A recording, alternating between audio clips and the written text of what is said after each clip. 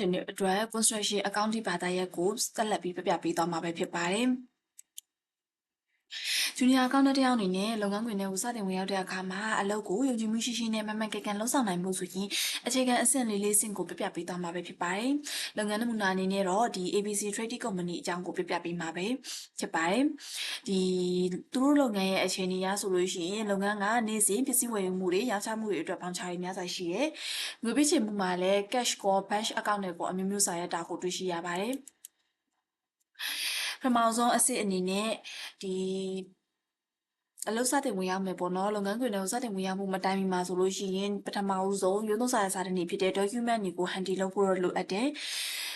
စားရစာတဲ့အမျိုးအစားတွေဖြစ်တဲ့ဘောင်ချာတွေကိုအမျိုးအစားခွဲခြားသိဖို့လည်းလိုတယ်ဒီဘောင်ချာတွေကိုဘယ်လိုစစ်ဆေးရမလဲဆိုတာနားလည်ဖို့လည်းအရေးကြီးပါတယ်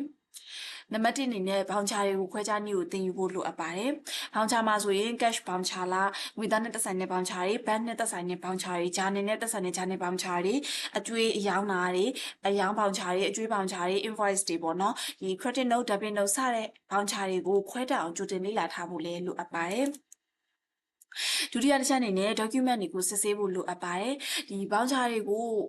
ဘောင်ချာတစ်ခုကိုပဲပေါ့နော်စစ်ဆေးနေရမျိုးမဟုတ်ဘဲနဲ့ဘောင်ချာတစ်ရက်ကိုပဲကြည့်လို့မရဘဲနဲ့ဘောင်ချာနဲ့တက်ဆိုင်တဲ့ supporting document တွေအစုံလင်ရှိမရှိကိုလည်းစစ်ဆေးရပါမယ်။ဥပမာအနေနဲ့ပြောရမယ်ဆိုရင်ဒီဝန်ထမ်းတစ်ယောက်ကပေါ့နော်73စီဖို့တသိန်းကိုတောင်းခံနိုင်ပေါ့။ဒါဆိုလို့ရှိရင်ဒီ cash ဘောင်ချာပေါ်မှာရှိရဲ့လက်မှတ်ထိုးတာတစ်ခုတည်းနဲ့တော့မလုံလောက်တော့ဘူး။ဒီစီဆိုင်ဘဏ်ကနေထုတ်ပေးတဲ့မူရင်းပေါ့နော် original ဘောင်ချာရှိမရှိကိုလည်းအရင်စစ်ဆေးဖို့လိုတယ်။ original ဘောင်ချာလည်းရှိရဲ့ချက်လက်လေးတွေလည်းမှန်ကန်တဲ့ဆိုမှသာလေ cash ဘောင်ချာကိုဆင်းသွင်းပေးရမှာပဲဖြစ်ပါတယ်။